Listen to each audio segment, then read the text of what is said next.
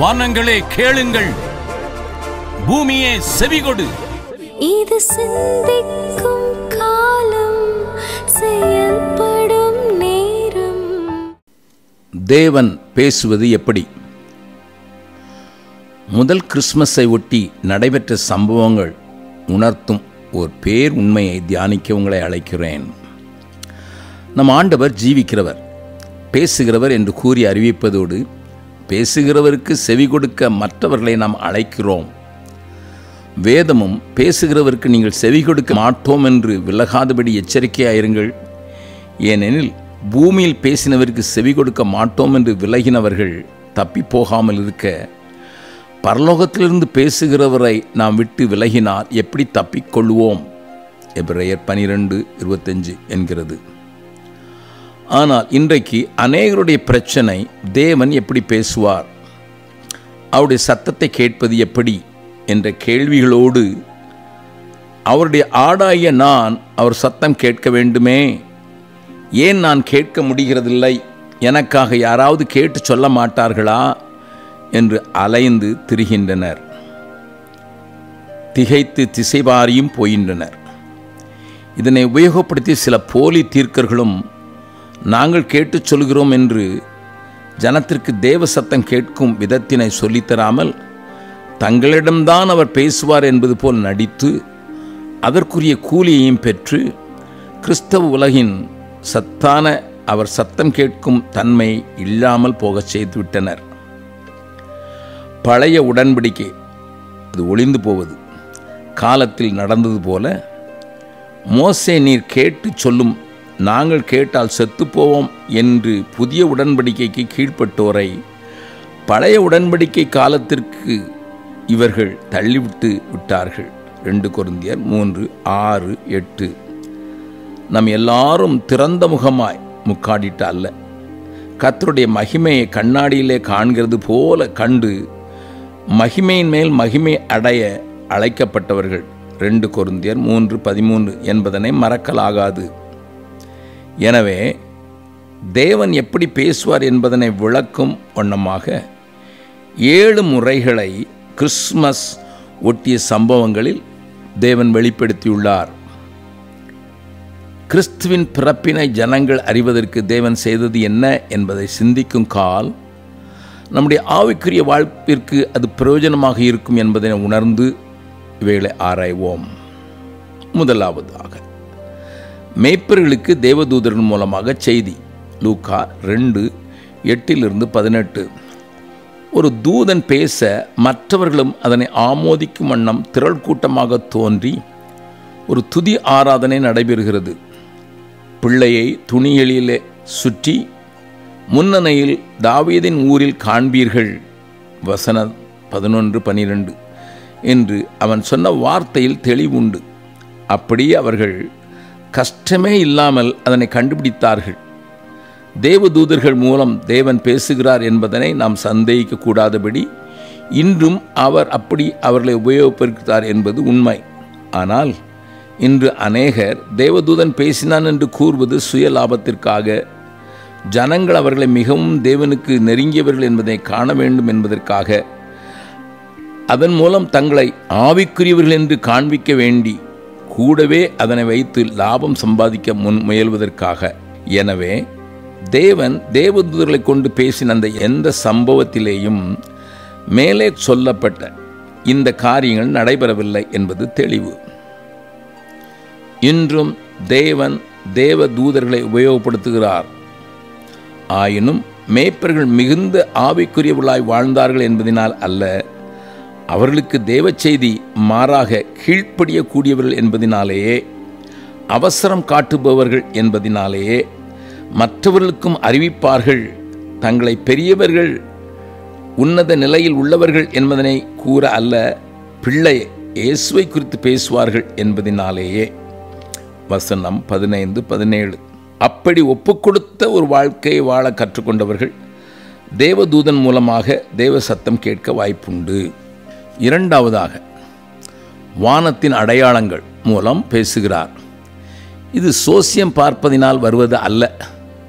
சாஸ்திரிகள் அவருடைய நட்சத்திரம் என்று குறிப்பாக கூறி யூதருக்கு ராஜா என்பதனையும் அறிந்து ராஜாவுக்குரிய மரியாதையை அளிக்க புறப்பட்டு வருகிறார்கள். மத்தேயு 2:1-12. அந்த நட்சத்திரம் அவர்களை வழிநடத்தவும் செய்கிறது. வசனம் 9. உயரே வானத்திலே அற்புதங்களையும் தாழ பூமியிலே அதிசயங்களையும் காட்டுவேன். அப்போஸ்தலர் 2:10 என்ற யோவேலின் வார்த்தைக்கு அர்த்தம் சொல்வது போல் இவைகள் நடைபெறுகிறது.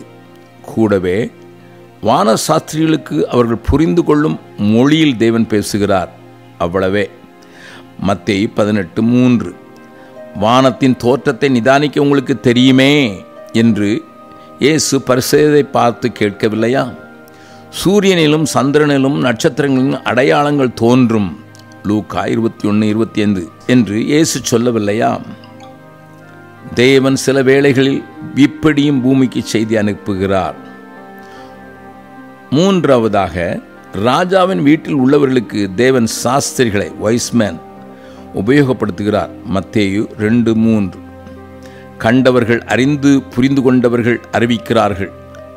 யோவானும் ஆதி முதல் இருந்ததும் நாங்கள் கேட்டதும் எங்கள் கண்களினாலே கண்டதும் நாங்கள் நோக்கி பார்த்ததும் எங்கள் கைகளினால் தொட்டதுமாயிருக்க ஜீவ வார்த்தை குறித்து உங்களுக்கு அறிவிக்கிறோம்.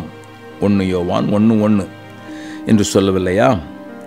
அறிந்தவர்கள் அறிவாளிகள், அவர்கள் அறிவிக்க அழைக்கப்பட்டவர்கள் என்பது தெளிவு.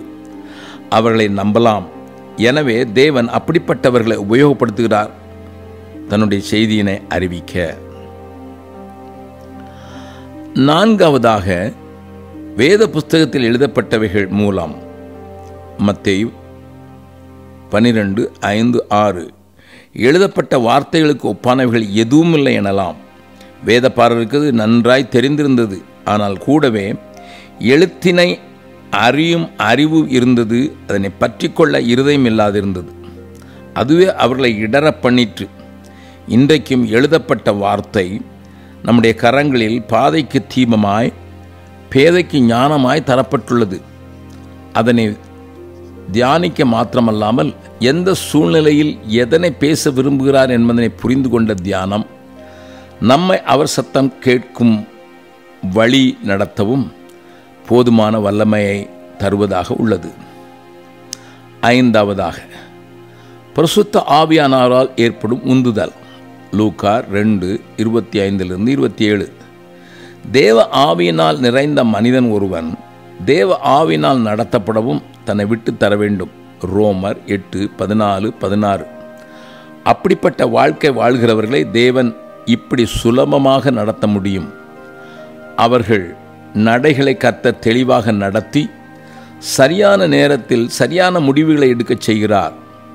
இதனை கற்றுக்கொண்டவர்களுக்கு ஆரம்பத்தில் அது சற்று கடினமாகவும் விசுவாசிக்க கூடாததுமாய் இருந்தாலும் போக போக அது எளிதாகிறது. நீதியும் பக்தியும் உள்ளவர்களுக்கு பரிசுத்தாவின் சத்தம் தெளிவாக கேட்கும்.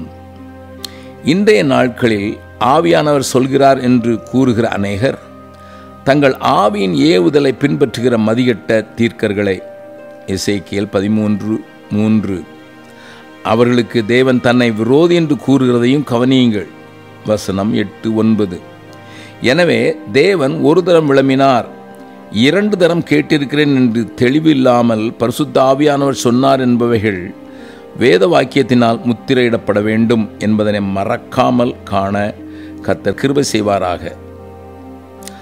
ஆறாவதாக, ஜெபத்திலே உணர்த்துவிக்கப்படுதல் என்ற முறையையும் கர்த்தர் உபயோகப்படுத்துகிறார். இரவும் பகலும் தேவ சமூகத்தில் காத்து கிடந்து ஜெபித்து ஆராதனை செய்யும் அந்நாள் ஜெபத்தில் உணர்த்துவிக்கப்பட்டவளாய் இயேசுவை காண குறித்த நேரத்தில் வந்து நிற்கிறாள். லூக்கா 2:36-38 ஜெபிக்கும் மனிதன் ஏதோ பல காரியங்களுக்காக ஒரு பட்டியலை தேவ சமூகத்தில் தருகிறவனாக மாத்திரம் அல்லாமல் தேவன் என்ன சொல்கிறார் என்பதனையே கேட்கும் காதுகளை உடையவனாக காத்திருக்கிறவனாகவும் காணப்பட வேண்டியது அவசியம். என்னை நோக்கி கூப்பிடு, உனக்கு எட்டாததும் நீ அறியாததுமானவைகளை உனக்கு காண்பிப்பேன் என்பது அவரின் வாக்கு அல்லவா? எரேமியா 33:3. ஜெபிக்க கற்றுக்கொண்டவர்கள் ஏராளம். ஆனால் ஜெபத்தில் தேவ சத்தம் கேட்க கற்றுக்கொண்டவர்கள் சிலரே. 10 நாட்கள் காத்திருந்து விடை பெற்றான் எரேமியா 42:7 என்பதனை மறக்காதிருப்போமாக. 7வதாக தீர்க்க தரிசனத்தினால் தேவன் பேசுகிறார். அது எலிசபெத்தாக இருக்கட்டும் அல்லது சகரியாவாக இருக்கட்டும். லூக்கா 1:41-55, 67-79. தேவ ஆவியினால் நிரப்பப்பட்டு இயேசுவின் பிறப்பினை குறித்த தெளிவாக கேட்கிறவர்களுக்கு நிறைவாக தேவ சத்தத்தின் நோக்கத்தினை தெரியப்படுத்துகிறார்கள். தேவ செய்தியோடு வாக்குத்தத்தத்தின் நினைவு கூறுதலும் ஆனந்தமும் பொங்கி எழுகிறது. நம்பிக்கையின் நற்செய்தி நடுங்குகிறவர்களை திடப்படுத்துகிறது. அதனை கட்டி எழுப்பும் ஆறுதல் செய்தி பக்தி விருத்தினை உண்டாக்குகிறது. இதிலும் இன்றைய ஆவிக்குரிய உலகில் அநேக மோசடிகள் நடைபெற்று வருகிறது. அதனை தேவன் பதர் என்கிறார். எரேமியா 23:28. தங்கள் நாவின் சொல்லையே வழங்கி அவர் அதை உரைத்தார் என்று சொல்கிற தீர்க்கதரிசிகளுக்கு நான் விரோதி என்று கர்த்தர் சொல்கிறார். அவர்கள் ஜனத்துக்கு புரோஜனமாய் இருப்பதில்லை என்ற தேவ வாக்கு. எபிரேயர் 23:31-32. நம் முன்பாக எப்பொழுதும் இருக்க வேண்டிய அவசியம் உண்டு. தேவ சத்தம் பல்வேறு நிலைகளில் பல்வேறு வகைகளில் தொனிப்பதனை கிறிஸ்மஸ் கால சம்பவங்கள் நமக்கு சொல்கின்றது என்பதோடு அது பெரிய உண்மையும் கூடவே தொனிக்கிறது. அது என்ன? இயேசு உலகத்தில் வந்தார் என்ற இன்னிப்பின் செய்தி அடக்கி வைப்பதற்கு கொடுக்கப்பட்டது அல்ல. அது அறிவிக்கப்பட வேண்டியது. அது ஜனங்களுக்கு வந்தடைய வேண்டியது. கொண்டாடி போக அல்ல. அது ஒன்றுமில்லாதவர்களுக்கு பங்குகளை அனுப்ப செய்யும் செய்தி. அது பட்டாடை கட்டி பாரம்பரியத்தினை பகட்டாய் நிற்கச் செய்வது அல்ல. மாறாக பட்டி தொட்டியிலும் பட்டணங்களிலும் படிக்காதவர்களுக்கும் அவசியம் இந்த செய்தி அறிவிப்போம், ஆர்ப்பரிப்போம். ஆண்டவர் திரும்பவும் வருகிறார்.